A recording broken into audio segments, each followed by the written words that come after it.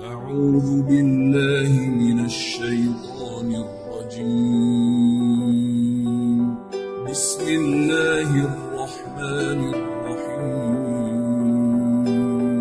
میں اپنی تمام بہنوں اور بھائیوں کو السلام علیکم کہتا ہوں۔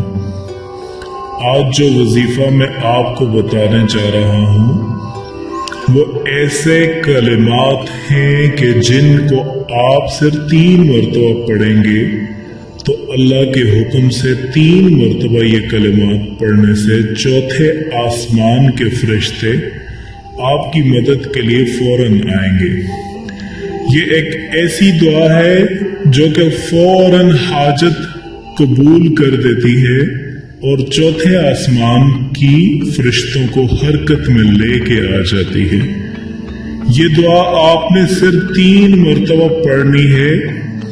صرف 3 مرتبہ پڑھنے سے ہی چوتھے آسمان کے فرشتے آپ کی مدد کے لیے آئیں گے۔ یہ ایک ثابت شدہ عمل ہے جو کہ کبھی بھی خطا نہیں ہوتا۔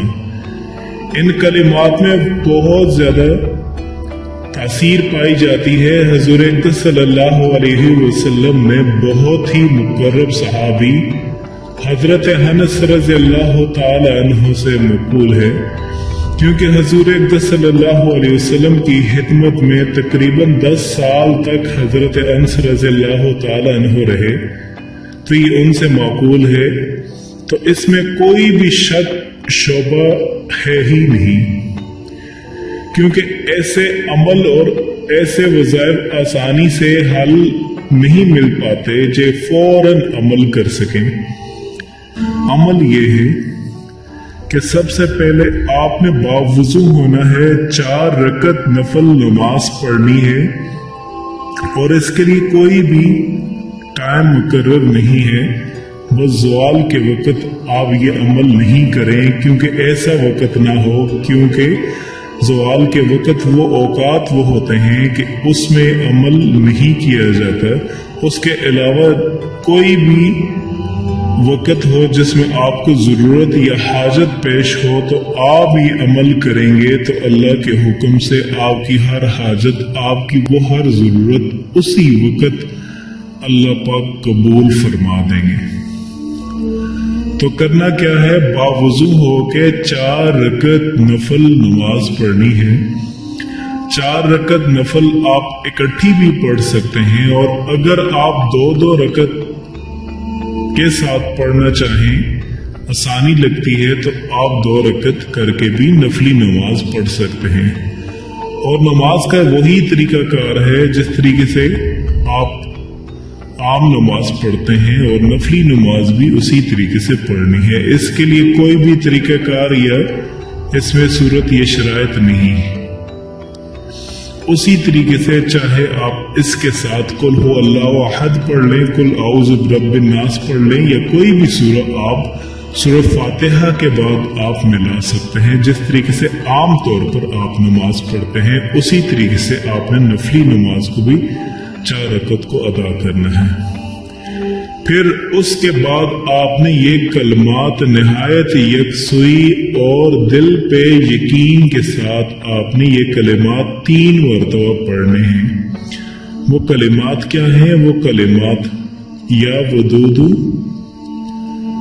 یا ذو العرش المجید، یا فعال لما یرید، اسألک بعزتی کلتی لا ترام، وملکی کالذی لا یزام، وبنورک الذی ملا ارکان عرشک ان تکفینی شر حاذل لی، یا معیث اغثنی۔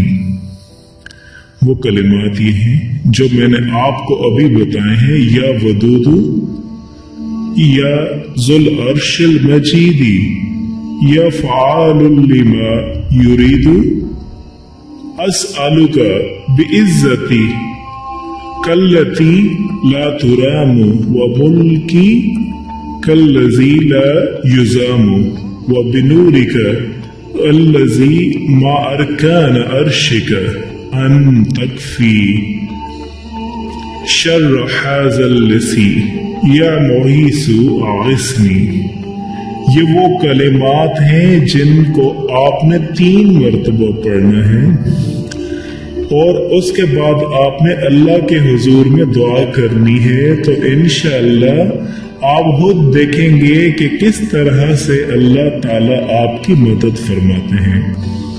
اور اب میں وہ دلیل اور روایت آپ کو بتانے جا رہا ہوں جو کہ حضرت انس بن مالک رضی اللہ تعالیٰ عنہ سے منقول ہے۔ اس کو بھی غور سے سن لیجئے گا تاکہ آپ کے یقین میں اضافہ ہو۔ جو میں نے آپ کو عمل بتایا ہے وہ واقعی مستند عمل ہے انشاءاللہ، اور اس بات کا یقین بھی اپنے دل میں رکھیں کہ جو عمل آپ کرنے جا رہے ہیں وہ مستند عمل ہے، اور اس سے انشاءاللہ تعالی آپ کی مدد 4تھے آسمان کے ذریعے سے اللہ پاک فرشتے وہاں سے آئیں گے، آپ کی مدد کریں گے۔ حضرت انس بن مالک رضی اللہ تعالیٰ عنہ فرماتے ہیں کہ حضور اقدس صلی اللہ علیہ وسلم کے ایک صحابی جن کی کنیت ابو معلق تھی، وہ تاجر تھے، اپنے اور دوسروں کے مال سے تجارت کیا کرتے تھے۔ وہ بہت عبادت گزار اور پرہیز گزار تھے۔ ایک مرتبہ وہ سفر پر گئے، انہیں راستے میں ایک ہتھیاروں سے مسلح ڈاکو ملا۔ اس نے کہا کہ اپنا سارا سامان یہاں رکھ دو، میں تمہیں قتل کر دوں گا۔ اس صحابی نے کہا تمہیں مال لینا ہے وہ تم لے لو۔ ڈاکو نے کہا نہیں، میں تمہارا خون بہانا چاہتا ہوں۔ تو صحابی نے کہا مجھے ذرا سی مہلت دو، میں نماز پڑھ لوں۔ اس نے کہا جتنی پڑھنا چاہتے ہو تم پڑھ لو۔ چنانچہ انہوں نے وضو کیا، نماز پڑھی، اور یہ دعا جو میں نے آپ کو پیچھے بتائی ہے یا ودود ذو العرش المجید والی، یہ دعا انہوں نے 3 مرتبہ مانگی، یعنی 4 رکعت نفل پڑھ کے پھر اس کے بعد یہ دعا 3 مرتبہ انہوں نے مانگی۔ جب انہوں نے یہ دعا مانگی تو اچانک ایک گھڑسوار نمودار ہوا جس کے ہاتھ میں ایک نیزہ تھا، جسے اٹھا کے وہ اپنے گھوڑوں کے کانوں کے درمیان بلند کیا ہوا تھا۔ اس نے اس ڈاکو کو نیزہ مار کے قتل کر دیا۔ پھر وہ اس تاجر کی طرف متوجہ ہوا۔ تاجر نے کہا تم کون ہو؟ اللہ نے تمہارے ذریعے میری مدد فرمائی ہے۔ اس نے کہا میں 4تھے آسمان کا فرشتہ ہوں۔ جب آپ نے پہلی مرتبہ یہ دعا کی تو میں نے آسمان کے دروازوں کی کھرکھراہٹ سنی۔ جب دوبارہ آپ نے یہ دعا کی تو میں نے آسمان والوں کی چیخ و پکار کو سنا۔ جب آپ نے تیسری مرتبہ دعا کی تو کسی نے کہا یہ ایک مصیبت زدہ کی دعا ہے، یہ ایک ضرورت مند کی دعا ہے۔ میں نے اللہ تعالیٰ کی بارگاہ میں عرض کیا کہ اس ڈاکو کو قتل کرنے کا کام میرے ذمہ کر دیں۔ پھر اس فرشتے نے کہا کہ آپ کو خوشخبری ہو کہ جو آدمی بھی وضو کر کے 4 رکعت نفل نماز پڑھے پھر یہ دعا مانگے تو اس کی دعا ضرور قبول ہوگی، چاہے وہ مصیبت زدہ ہو یا مصیبت زدہ نہ ہو، اس کی دعا ضرور قبول ہوگی، اس عمل کی برکت سے ضرور و ضرور پوری ہوگی۔ یعنی اللہ پاک نے اس فرشتے کے ذریعے سے یہ خوشخبری سنا دی مومنین کے لیے کہ جو بھی مومن اس کے بعد یہ دعا پڑھے گا، 4 رکعت نفل پڑھ کے پھر یہ دعا مانگے گا تو اللہ کے حکم سے اس کی ضرورت حاجت پوری ہوگی۔ اللہ پاک 4تھے آسمان سے فرشتے بھیجیں گے اس کی مدد کرنے کے لیے۔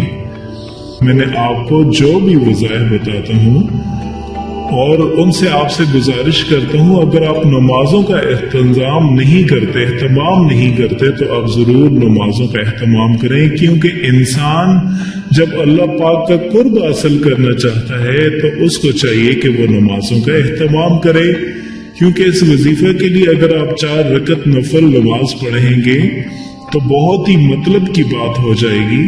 تو آپ دیکھیں اگر دنیا میں بھی آپ کسی اپنے دوست کو مطلب کے لیے پکارتے ہیں تو آپ کا دوست آپ کی ہر بات کو رد کر سکتا ہے، کیونکہ اس کے ذہن میں ہوتا ہے کہ آپ ہمیشہ اس کو مطلب میں یاد کرتے ہیں، تو وہ آپ کو تانا بھی دیتا ہے۔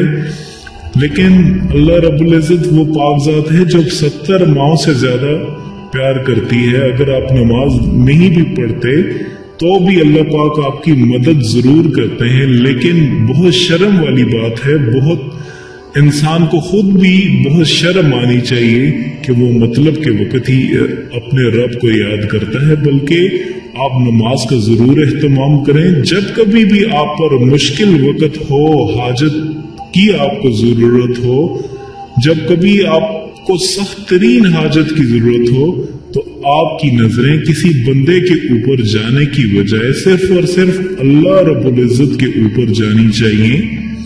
کیونکہ مشکل کے وقت اللہ کو پکارنا یہ انبیاء کی سنت ہے، یہ حضور اقدس صلی اللہ علیہ وسلم کی سنت ہے، یہ تمام انبیاء، تمام صحابہ اکرام، تمام اولیاء، تمام اللہ والوں کی یہ سنت ہے. تو اس وجہ سے آخر میں آپ سے یہ میں ریکویسٹ بھی کروں گا کہ اس عمل کو آپ صدقہ جاریہ سمجھ کے ہماری دوسری بہنوں تک، بھائیوں تک ضرور پہنچائیں.